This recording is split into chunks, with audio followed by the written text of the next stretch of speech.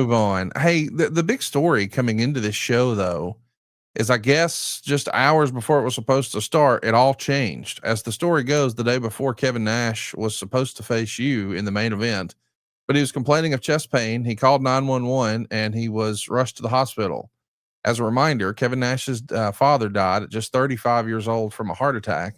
Well, Kevin Nash was given an EKG and held overnight for observation. And Meltzer would say, while some automatically thought work, nothing Nash did similar in WCW when he was supposed to do a job for the Giant. But later that night, Terry Taylor was reporting back with Nash being in the hospital. Everyone realized this situation was very real and very serious. The night before, the booking committee was up all night, basically restructuring the show, where the main event would have to feature a change, of course. They didn't know for sure until the morning of that there was no way Nash could have been cleared to wrestle, and that plan B would now have to go into effect. Nash is 46 here, and there's speculation in the newsletters that maybe he's wrestled his last match. Plan B was going to be pretty controversial, they thought.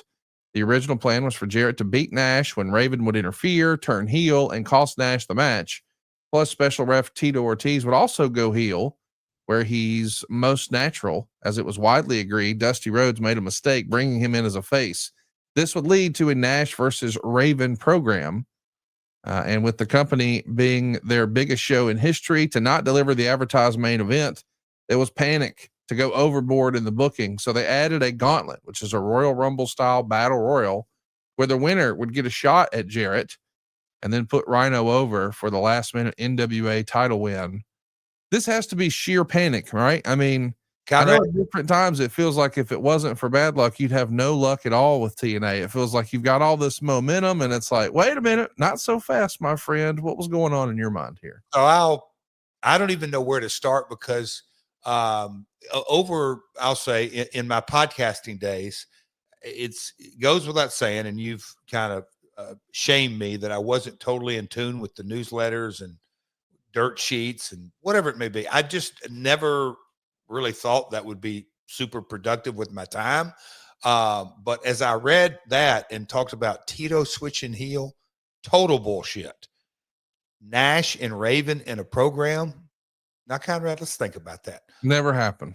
It would never even be discussed in a creative room if we were mad at either guy. It's just like, so complete fiction. And you know, that's that kind of stuff. It's like, that's probably why I didn't give too much credence to it. But I mean, Conrad, that could not be, that is total fabrication. The question would be, why would Dave want to fabricate that? Obviously, he probably got a little inkling from somebody. That's a whole nother story. But I will say, when we did get the news about Kevin at the Doubletree Orlando, right across the street, you go up on the 17th floor on either tower, north or south. When you get off the elevator, you go left or right. You can go so that they had the big suites up there, and there'd be a double room on one side and a double room on another side. And I'd be in one double room on one side, and Rudy would be in a double room on the other side. And then the real big meeting room, it had 2 couches and a big eating table. So you could get a lot of people in there. When we heard the news earlier, that might've been more than 24. I don't know exactly when, but it was just like, you've got to be kidding me. It was pretty devastating. Just the thought process, like, okay, what are we going to come up with to over deliver? Because, you know, it's not just half the main event not going to be there. It's the baby face and just all that kind of stuff. So we went to work and you know, under pressure and trying to figure it out. You know that there's going to be some hiccups and maybe not the right decisions, but that's what we had to do. And, you know, I knew Kevin, as we said, for this point, many years, and worried about his health, but, you know, he let us know, you know, he wasn't doing great, but he would eventually be okay, but certainly no condition to wrestle. So we put on our thinking caps as Samoa Joe is tapping out, juicing. So they had a hell of a 10, 12 minute match. Referee Andrew Thomas checking it, but there it is. But anyhow, Conrad, is it worst case scenario to lose your main event the night before? Look, it could always be worse, but it was certainly immediately behind the 8 ball. It was tough. We were in a tough, I think everybody was in a tough spot. across the board. But we figured it out and trudged on. As we say, the show must go on.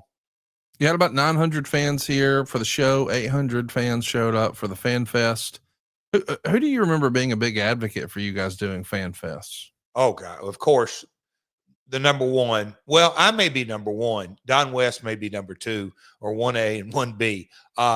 But you know, I'll say this: the talent, and you know, things from time to time through the years change. I know at WWF sometimes those early access days a lot crammed in, but I'll say this: the TNA talent, for the most part, maybe they gave me the answer they thought I wanted to hear, but guys dug in. And you know, it being a quote unquote park attraction, it was a way to put revenue toward the bottom line that we couldn't on TV tapings for ticket sales, because at this time, now things have changed. At this time, it was against Universal Studios really mandates. They would not let you monetize tickets. They always looked at this as park attraction, and you had to have about, I think they wanted at least 25% of our audience to be people strictly came through the park. They couldn't stand in the other line, if you will. But yeah, it was and look, if somebody's going to pay for as you know, Conrad, if you're going to pay for a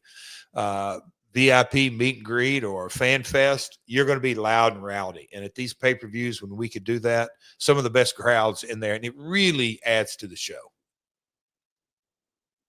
We should mention that match 3 that night after Samoa Joe and Jushin Liger was Simon Diamond and Elix Skipper and David Young taking on Sonny Siaki, Apollo, easy for me to say, and Shark Boy. They went 7 minutes and 7 seconds. Then we saw Monty Brown beat Lance Hoyt in 6 minutes and 32 seconds.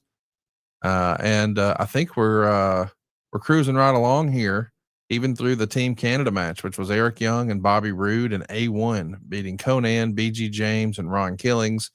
The match you're watching with us right now on myworldpod.com. If you haven't already, you need to go watch us on YouTube. It's a pretty cool experience to watch old TNA with the guy who was at the helm back then, Double J Jeff Jarrett. We're about to watch Petey Williams in an Ultimate X match with Matt Bentley and Chris Sabin. SaveWithConrad.com. My name's Daryl, came from Massachusetts, and I moved to Wisconsin. And there's a lot of people that might be asking, why go with Conrad? Why go with Supreme Lending? And let me tell you something, brother. I think about the credentials, the tag team partner that I'd be working with. First of all, we got the podfather himself, Conrad. How can you go wrong with that? And then also go on to SaveWithEric.com, which, you know, who else could have kicked Vince's ass for 83 consecutive weeks? You can't beat that duo right there. But they did bring a secret weapon, and I didn't realize this because this was not advertised. I worked closely with Larry the Axe Thompson. And let me tell you, with all the stress with moving across the country with a large family that I have, it was reassuring to know that I had the enforcer at my back, handling questions from the other side of sellers, the other side with trying to find the right prices. He took care of all that. All I had to do was keep my eye on the prize and make it there to Wisconsin. They were absolutely fantastic. They checked in on me, especially Francis, very patient with me. I don't go through this process all the time, so I trusted the experts. I was able to call them. They called me if they had questions, and it felt like it was a personal arrangement. There was even a point in which, from the seller side, they wanted something else that wasn't part of the norm. Francis straight up told me, hey, we're loyal to you. We'll do whatever you want to do, and we'll make sure that you guys are taken care of. They came through. I made it to the dream. I'm the champion of my own destiny here. They were able to help pave the way for me and my family. I couldn't be more happy with the results. I went from having less than an acre to now 20 acres worth of land. They made that dream a reality. I'm Daryl, and I'm living in Friendship, Wisconsin, in my dream home, thanks to SaveWithConrad.com. NMLS number 2129, Equal Housing Lender. SaveWithConrad.com.